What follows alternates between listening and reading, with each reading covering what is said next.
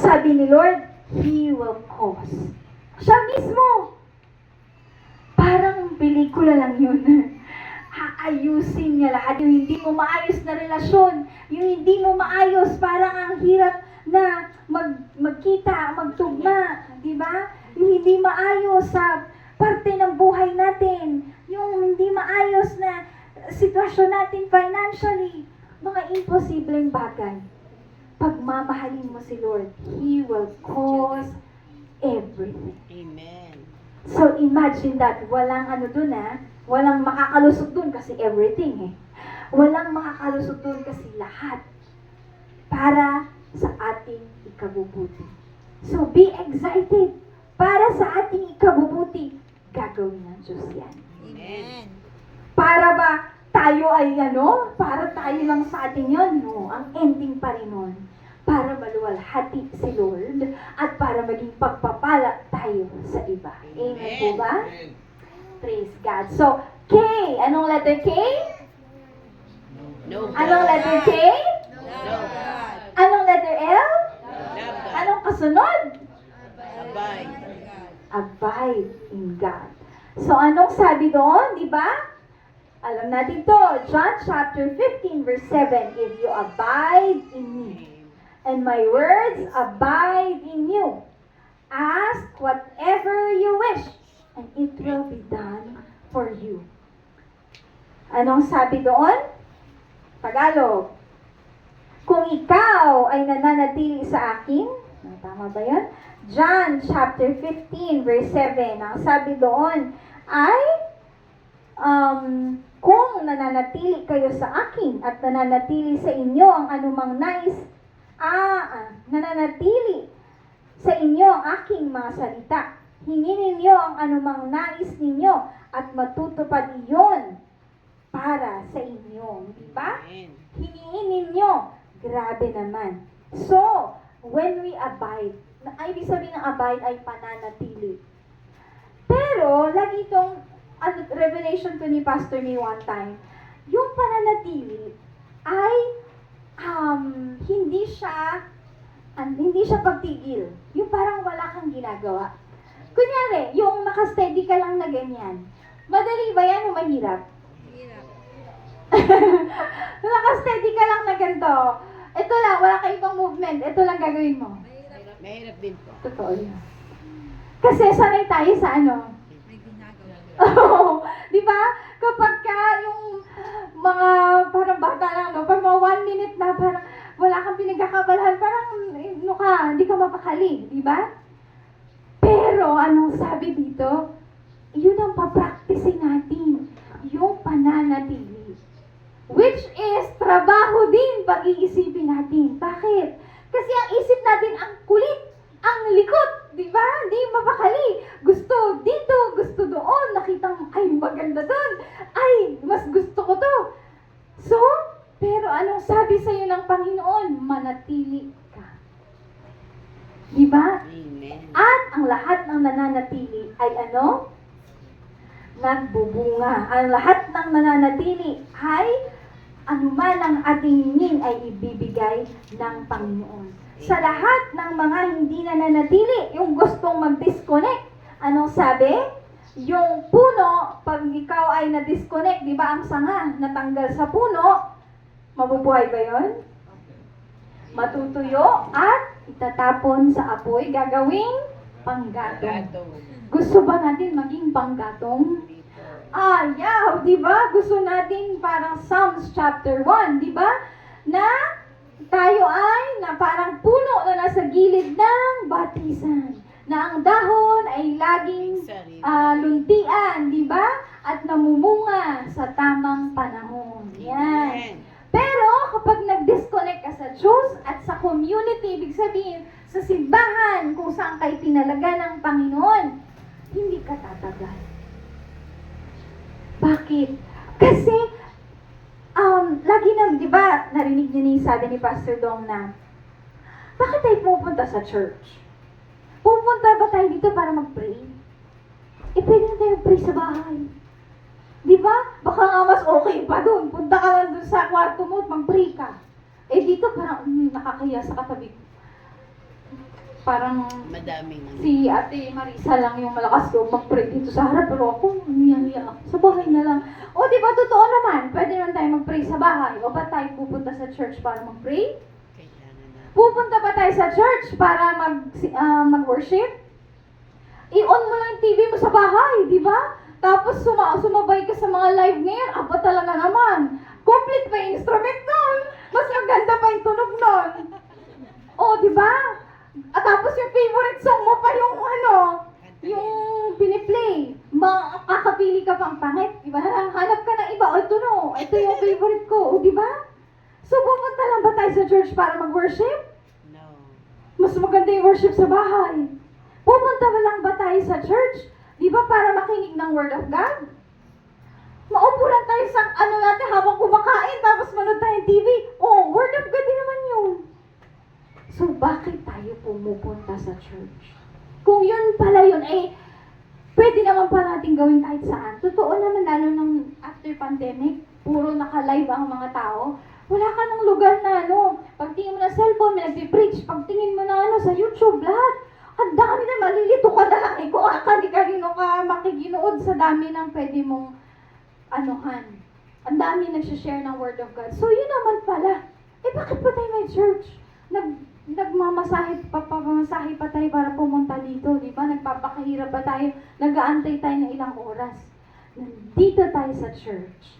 Merong church. Bakit? Kasi sa simbahan, sa gawain ng Panginoon, sa community ng Panginoon kung saan tayo tinanim. Remember that? Amen. Hindi lahat ng simbahan ay pwede tayo. Amen. Kung saan kayo tinanim ni Lord, doon ka lalago. Yes. Pag hindi yan ang simbahan kung saan ka tinanim ng Lord, kahit anong siksik mo, kahit anong ganda ng lugar, kahit anong ganda ng mensahe ng pastor, hindi ka lalago. Amen. Kasi may lugar lang. Parang halaman. May indoor, may outdoor. Di ba? Kung saan kayo tinalaga ng Diyos, doon ka talaga lalago. Amen. At naniniwala ako, kaya't kayong lahat nandito, kasi ito yung lugar kung saan kayo tinanim ng Panginoon. Amen. At dito kayo lalago. At pumupunta kayo dito every Sunday. Pumupunta kayo sa simbahan, sa gawain ng Panginoon. Bakit? Expression. Dito natin na-express sa church ang ating mga obedience, ang ating pagsunod sa Diyos. Kapag wala kang simbahan, kanino mo pala express yung iyong pagsunod? Sa pastor mo, yung pagsunod mo sa Diyos, yung kaloob mo sa Diyos, saan mo yan siya dadalahin? At higit sa lahat, pag wala kang community, wala ka sa loob ng church, yung mandato, bawat isa sa atin meron tayong mandate as a church, as a whole. Ibig sabihin, as a family. As a church family. Pero each one of us, bawat isa sa atin, may panawagan. Na ikaw lang talaga, unique yan sa'yo. Hindi yan kapareho kahit mag-asawa kayo. Meron yan, panawagan talaga sa iyo ang Diyos. Amen. Hindi mo yan malalakaran. Hindi mo yan matutungtungan. Hindi mo yan magagawa kapag wala ka sa tamang community. Amen. Pag wala ka sa tamang tao, tamang lugar kung saan ka nilagay ng Panginoon. Kaya yan ang dahilan bakit tayo nandito sa church. So, tayong lahat ay hayaan natin na ang salita ng Diyos, let the word of Christ dwell in you richly. Di ba? Pagyamanin ang salita ng Diyos. Manatili sa salita ng Diyos. Manatili sa pinapagawa ng Diyos. Manatili sa presensya ng Diyos. Abay, bakit? Doon sa pananatili, para lang yung alam niyo yung manok, tapos nililimliman ang kanyang mga, ang tawag doon, yung Bugad. Yung itlog, yan, yung itlog, di ba? Para mapisa, di ba? Kapag ang itlog ay mapunta sa kawali, ay hindi siya, Luto. di ba? Nawala yung mandate ng itlog. Napunta sa itlog, di ba? Pero, kapag yung itlog ay nandun sa ilalim, no, nasa lilim ng Inahin. anong mangyari sa kanya? Kadami. Mapipisa siya ng tama, at lalabas yung mabubuhay ang sisiw, at lalaki. Alam. In the same Kadami. way, di ba? Kapag tayo ay nananatili sa kapangyarihan ng Diyos, sa presensya ng Diyos, sa salita ng Diyos, tayo ay, Lalago. lalaki ng tama, lalago ng tama, mabubuhay ng tama. Amen. Hindi tayo mapupunta sa kawali at mapiprito. Hindi tayo mapapahamak. Amen. Amen po ba? Yan yung kahalagahan. We have to abide. Ano to ano nga yun, yung ng manok, ng mga 45 days, ano tawag doon? Kulong. Incubator, yan. Thank you. Incubator, yan. Kailangan naka-incubate tayo doon sa salita ng Diyos Amen. para maipanganak sa atin yung mission, which is yung magbahagi, mga luluwa, magbahagi ng salita ng Diyos. Kailangan kasi yan. Kapag hindi tayo nakababa dyan, hindi tayo nananatili dyan, wala din talaga tayong ibabahagi sa iba. Maniwala kayo. Yes. Wala. Kasi dyan natin kinukuha ang lakas ng loob. Dyan natin sa pananatili sa Diyos, dyan natin kinukuha yung kakayahan na magsalita, yung kapangyarihan. Dyan natin kinukuha yung lahat ng gagamitin natin para tayo ay maging pagpapala sa iba. Amen? So, ano yung letter K? No God. Ano yung letter L? Ano yung letter A? Abide God. Ano sunod? Letter P. Ano sabi ng letter P? Pursue God. Ibig sabihin, seek the kingdom of God. Diba? Sabi ng Matthew chapter 6 verse 33, pagsumakitan. Diba? Pagsumakitan na pagharian ng Diyos. At hanapin ang alin? Ang kanyang katuwiran. Ang lahat ng bagay ay idadagdag niya na. So, tayo yun. Itong part na to, intentional to. Tayo mismo yan. Kailangan natin ang kapangyarihan ng banal na spirito para magawa natin ito. Pursue. Continue. Ibig sabihin, kapag nararamdaman mo na parang ang layo ni Lord sa akin, pag nararamdaman mo na parang hindi si Lord nakikinig sa panalangin ko, lalo kang manalangin. Lalo kang pumunta sa church. Lalo mong tulungan yung pastor mo.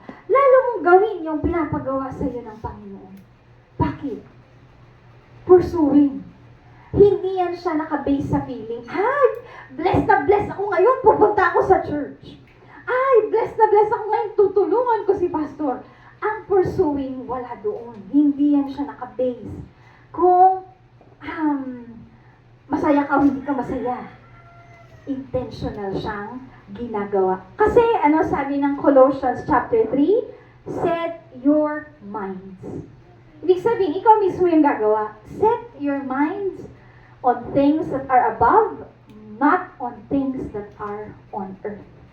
Set your minds. Ang isip mo, kailangan i-focus mo, kailangan nakatuon. Ituon sa mga bagay na panlangit. Intentional talaga siya. Hindi yan siya dahil appeal mo ngayon, dahil okay ka ngayon, dahil hindi ka bigo ngayon, dahil masaya ka ngayon. Di ba? Pag okay yung feeling mo, pursuing ka. Pag hindi okay ang feeling mo, dito na lang ako sa bahay. Diba? Pero pag sinabing pursue, ikaw mismo yan, talagang itutulak mo yung sarili mo, gagawin mo talaga, itutuon mo talaga yung isip mo para sa gawain ng Panginoon. Ano pa? So, una, letter K, God. letter L, Love God. letter A, Abide God. letter P. Pursue God. And what's next? Letter S. Serve. Serve God. So, Bawat isa sa atin, sabi ng 1 Peter, ay may kakayahang maglingkod. Sabi mo yan sa katabi mo, may kakayahan kang maglingkod. Okay, gawin natin question. Sabihin mo, alam mo ba Alam mo ba na may kakayahan kang maglingkod? na may kakayahan kang maglingkod? Kaya maglingkod ka. Amen. Ano sagot sa'yo? Amen po. Ulit. Sabi natin, alam mo ba na may kakayahan kang maglingkod? May kakayahan kang maglingkod. Kaya maglingkod ka. Kaya maglingkod ka. Ano sabi? Oh, hindi. Maglingkod sa Tagalog. Ganyan, mag-serve. Amen? Maglingkod, di ba? Kasi serving God is a great reward. Ang paglilingkod sa Diyos, reward na kaya yun. Amen. Grabe yun. Bakit? Kaya tayo nakapaglingkod. Kasi una na tayong binigyan ng Panginoon ng kakayahan para maglingkod. Di ba? Kaya, bakit natin nagagawa, bakit natin nagagawa kumanta? Kasi una na tayong binigyan ni Lord ng magandang boses, kaya tayo nakakakanta. Amen. Bakit tayo nakakagitara? Kasi una ka nang binigyan ng kakayahang gumitara, kaya ka nakakapag-gitara. So, nakatanggap ka na. Kaya ang paglilingkod sa Diyos, reward na yan. Kasi may natanggap ka na. Sabi mo sa katabi mo, ano ba ang natanggap mo? Ano natanggap niya? Mo, di ba? Pag may natanggap ka na, yan ay binigay ni Lord para maglingkod ka. Amen ba? Amen. Kaya, kapag tayo sinasabi sa atin, no? Sinasabi ng ating mga pastor, tara, tayo ay, punta tayo sa gawain, tara, maglingkod tayo, tara, tayo ay pumunta, maghumayo. Reward na natin yun. Amen? Reward na natin yun sa Panginoon. Bakit? Alam natin, sabi ng 1 Corinthians 15:58, our labor is not In vain. sa Tagalog, ang ating pagpapagalay hindi nasasayang. Hindi nasasayang. Walang sayang sa Panginoon. Amen? Ano yung letter K? Know God. Ano yung letter L? Love God. Ano yung letter A? Abide Ano yung God. letter B? Pursue Ano God. yung letter S? Serve God. So, yan ang ating preparation. Yan ang ating step to prepare para sa ating next Monday ngayong 2026. Kung Amen. hindi mo pa kilala si Lord, now is the time. Walang ibang panahon kundi ngayon. Umpisahan mo nang kilalanin palalo si Lord. Diba? Ano yung, kung ikaw ay sa tingin mo hindi mo palubos na mahal ang Panginoon, love the Lord with all your heart. Amen. Kapag ikaw, tingin mo hindi ka pa masyadong nagpapasakop sa Diyos, abide in God. Manatili sa Panginoon. And ano pa? Pursue God. Kung sa tingin mo, kulang pa. Kung sa tingin mo, hindi mo pa siya nagagawa, now is the time. Ang pag-prepare ay hindi sa January 1. Ang pag-prepare ay Ngayon ngayon. na. Bago dumating yung next year, ready ka na. Amen. Ganyan ang isang atleta. At yan ang isang kawal. Bago dumating yung laban, nakahanda na siya. Amen. Serve God. Amen? Amen. So pakita nga natin, Ate Joanne, yung ating progression. Know God, love God, abide in God, pursue God, serve God. Our relationship with God should have a progression. Kaya, kung ito lang yung limit mo, it's time to go beyond. Beyond. Ibig sabihin, higit pa sa kaya mong gawin. Yung umpisahan mo ngayong 2026. Hindi na talaga siya, hindi na siya kagaya ng iyong 2025. Kailangan 2.0 ka na ngayong 2026. Ha? Kung sino ikaw, sino ka ba noong 2025? Ano ba ang iyong, paano ka ba, paano ba ang iyong relasyon sa Panginoon noong 2025? Make sure na pagdating noong 2026, sa grasya ng Panginoon, upgraded na din ang iyong relasyon sa Kanya. Amen po ba? Amen. Ang kakumpletuhan, kasi hindi naman natin siya, alam mo yon, yung we are working, we are a work in progress, kumbaga. Lahat tayo, we can be perfect just like Jesus, pero lahat tayo ay we are going on to perfection. Ibig sabihin, lumalakad pa lang tayo papunta sa kakumpletuhan. So, ano yung kulang ng buhay mo? Ano sa tingin mo yung kulang mo doon? Yan ang ilalapit natin kay Lord. Lord, dito ako sa banda na to, nagkukulang sa iyo. Dito ako sa banda na to, ng aking pakikipagrelasyon, kailangan ko yung grasya mo. Amen. Alam niyo, lahat ng kulang, na kay Lord ang kapunuan. Lahat ng bitin sa atin, si Lord ang nagkukumpleto. Si Lord yung nagdadagdag. Diba? Ngayon, kung dito sa part na to ng relationship natin sa Panginoon, may kinukulang, nabibitin, kinakapos tayo, doon iyon ang ating paghahandaan. Kaya yun ang ilalapit natin sa Panginoon. Amen po ba? Amen. So sa umagang ito, yan ang ilalapit natin kay Lord. Kailangan isa lang, one mind tayo. Isa yung ating isip na, Lord, yes, I will prepare myself para pagpasok nitong 2026, ako ay kaisa ng simbahang ito. Ako ay kaisa ng mga lingkod mo Amen. para gawin ang bagong mandato mo sa amin. Amen po ba? Tumayo tayong lahat. Pigit natin ang ating mata. Hallelujah, Jesus. Pigit natin ang ating mata sa Panginoon. Doon sa ating mga nabanggit kanina, ay, imagine nyo yun, di ba yun ay clap, di ba yun ay clap. Makaka-clap ka lang kapag dalawa yung kamay mo. Di ba? Dalawa. Wala namang clap na isa lang. Yes. Pag isa lang, hindi yan clap. Pwedeng, pwedeng sampal, o kaya, palo, di ba? So, kailangan meron kang ka-partner. Kailangan meron kang kasama dyan. Kaya hindi mo yan magagawa mag-isa. Kailangan mo ang ka-partner. Sino? Ang community. Yung simbahan kung saan kayo tinalaga ng Panginoon. Yan ang maging ka-partner mo. Diyan sa clubs. Diyan sa progression ng iyong relationship sa Panginoon. Sa palagay ninyo si Pastor Jai, kung walang church na Nagbuo. di ba, nagbuo sa kanya, nakapartner niya doon sa kanyang progression ng kanyang relasyon sa Diyos, maaabot niya kaya?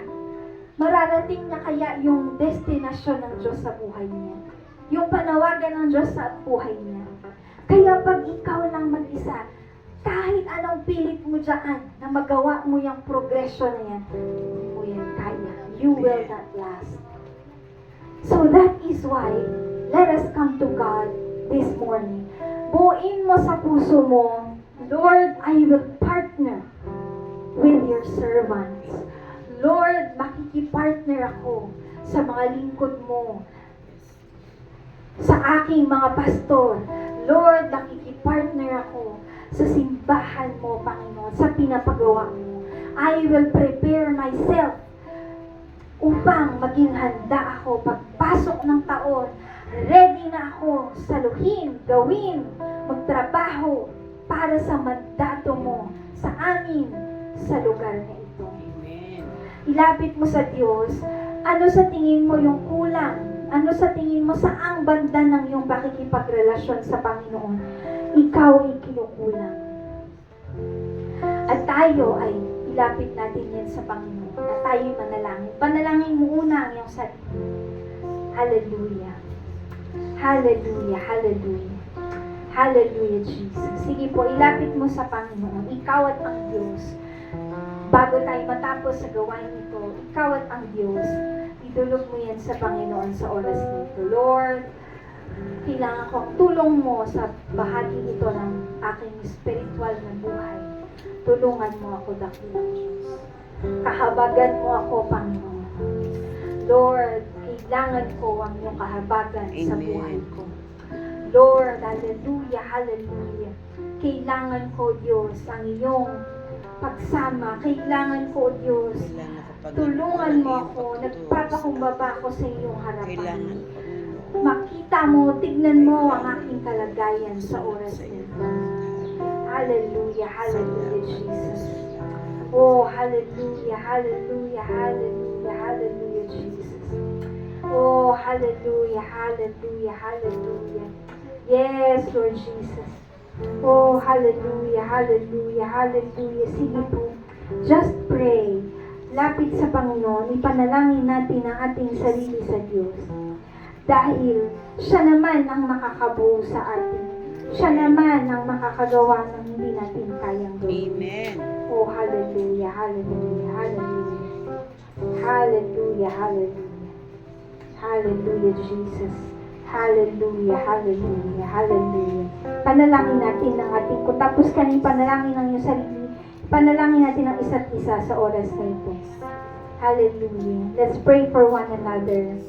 Oh, Shira Bakandi, Rabababababahandi. Pray for one another. Hallelujah, hallelujah, hallelujah, Jesus. Shandara Bakandi, Rabababababa. Salamat. Sige po, find a partner. Hanap ka ng kapartner. Na makilala ka namin. And ang pray lubos, for one Panginoon. another. Pakilala ka Oh, sa amin, hallelujah, Panginoon. Rabakandi, Mamahal Rabababa. ka namin. Hallelujah, hallelujah, Makasunod kami Jesus. sa kalooban. Yes, Lord Jesus. Paglingkod Hallelujah, kami sa iyo, hallelujah. Panginoon. Hallelujah. Lord, ang batang ito'y tinataas ko sa inyo, Panginoon. Sa pangalan ni Jesus, Panginoon. Tuturuan mo siya. Magpapakilala ka sa kanya. Mamahalin Hallelujah, ka. hallelujah. Susunod siya't Rabakandi, maglilingkod sa iyo, Rabababa. Panginoon. Oh, Maraming hallelujah, Jesus. salamat, Panginoon. Lord, sa buhay ni hallelujah, hallelujah, hallelujah. You see our hearts, Lord Jesus. You see our Itong si hearts, Francis, Lord Panginoon. Jesus. Bigyan mo You ng see, katatagan, Lord, ng hallelujah. talento na And it's part nagmumula of sa us, iyo. Lord Jesus. Patatagin ang kanyang pananampalataya sa iyo, Panginoon. Upang magampanan niya ang pagkilala sa iyo, Panginoon. Ang pagmamahal mo niya sa kanya sa iyo, Panginoon. Hallelujah, Ang pag ang makapaglingkod sa iyo, Panginoon. Ang mamahal mo kanya, Lord. Lord, salamat sa buhay ni Francis, Panginoon. Lord, makasunod mo sa kanyang magulang. Dahil sabi mo, Panginoon, na sumusunod sa magulang ay sumusunod sa iyo, Panginoon. Kaya nananalig ako, Lord, na ano man ang ginagawa mo sa buhay ni Francis, you, Lord Panginoon. Jesus. Tutulungan We ka, need your tutulungan siya ng Holy kanyang Spirit, Lord ina, Jesus. Panginoon, Oh, upang maipakilala ka ng Rabakandi, gusto sa kanya, Panginoon. Oh, Hallelujah, hallelujah, hallelujah, Jesus. hallelujah. Lord, dalangin ko ang buhay ng aking mga anak sa iyo. Lord, pour out your Hindi ko sila spirit. nakakasama. Lord, Lord, turuan mo sila, hallelujah. Lord. We Turuan mo need sila, the Panginoon. touch of your Holy Spirit. Hallelujah, Lord. We need the Hallelujah. power of your Turuan niyo Holy po ang Spirit. aking mga anak We na need your maka-apo grace sa and iyo, mercy Panginoon. every day of our lives, Hallelujah. Lord Thank you, Jesus. Lord. Thank you, Oh, Father God. hallelujah, hallelujah, hallelujah, hallelujah. Yes, Lord, sa araw-araw na aming buhay, kailangan ka namin, dakilang Diyos. Oh, hallelujah, hallelujah. Oh, Jesus, Jesus, hallelujah. Lord God, help us, Lord Jesus. Reach out to us, Lord Jesus. Lord, hallelujah. Di namin kaya ang buhay na ito kung wala ka. Kailangan namin, Panginoon, ang iyong pagsama sa aming buhay. Kailangan namin, Panginoon, ang iyong kapangyarihan upang magawa, O Diyos, ang iyong pinapagawa sa amin. Lord, hallelujah.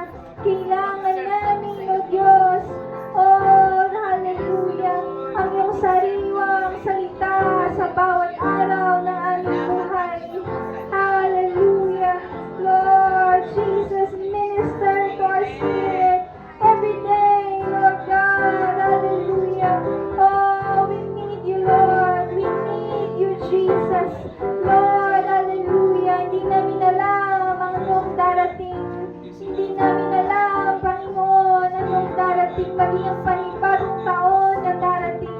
Subalit ikaw, alam mo na ito, O Diyos, at sa'yo namin tinatalaga, Lord Jesus. Sa'yo namin tinatalaga ang aming buhay. Sa'yo namin tinatalaga, O Diyos, ang lahat ng darating ay sa'yo namin isinusuko, dakilang Diyos. Hallelujah, hallelujah. Yes, Lord. Praise you. Sing, come Holy Spirit.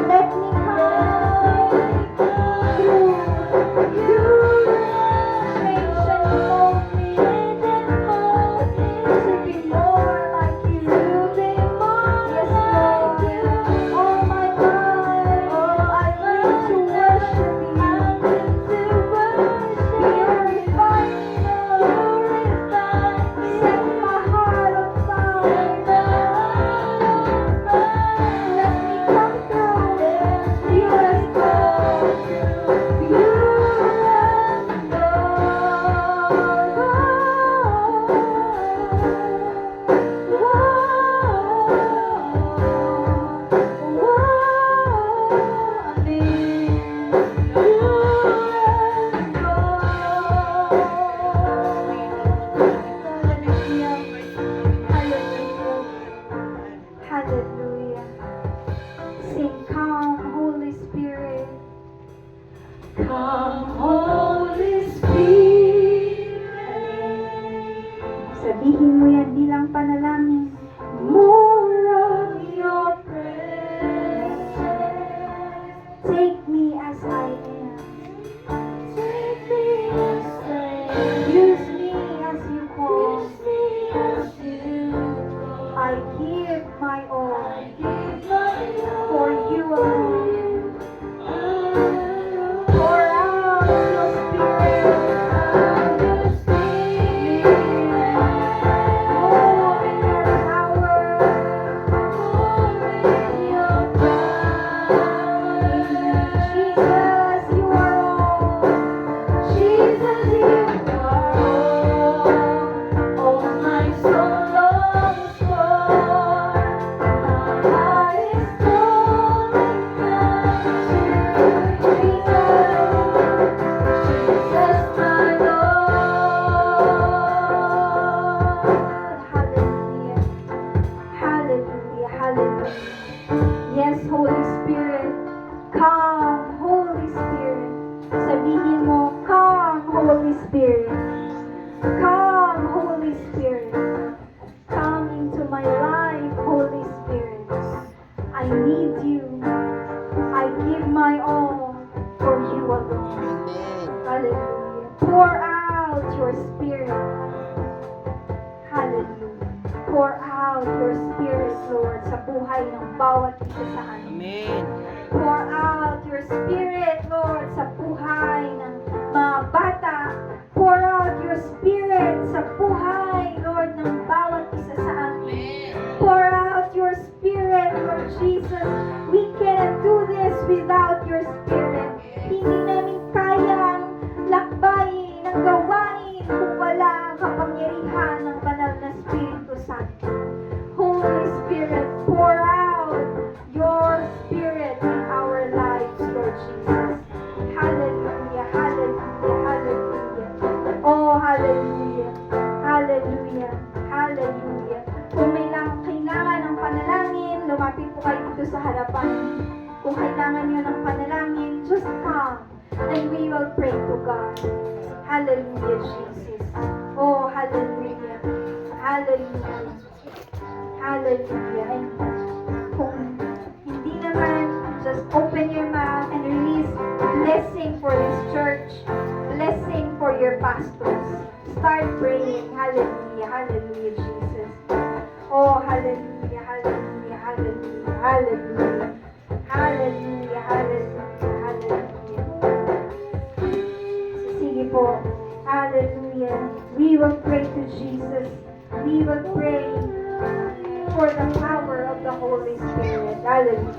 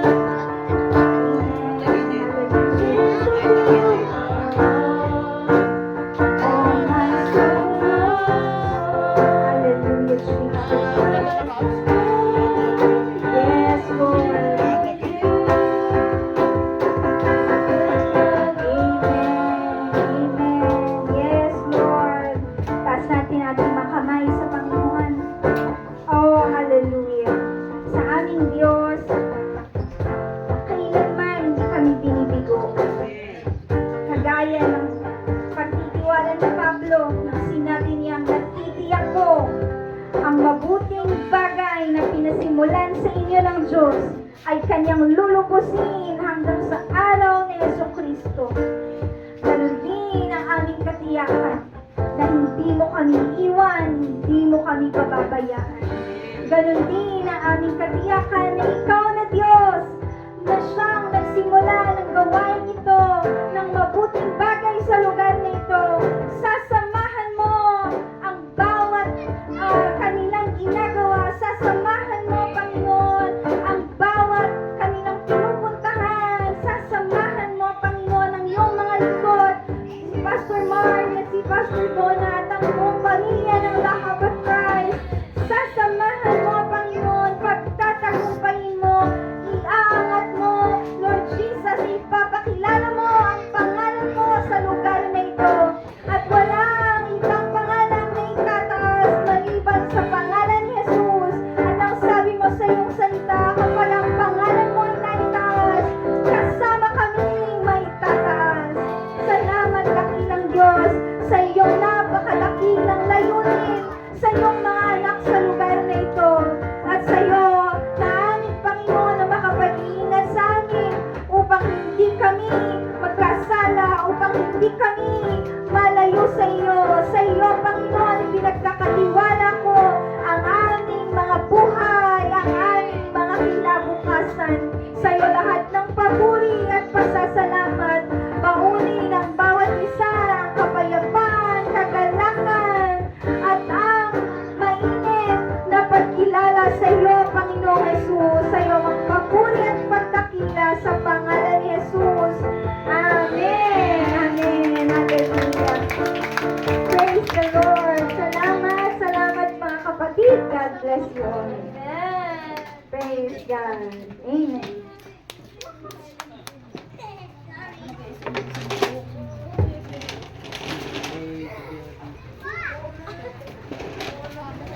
Ay, butterfly oh! May butterfly sa ulo mo! Ayan pa din. Ang mga ano. Picture tayo.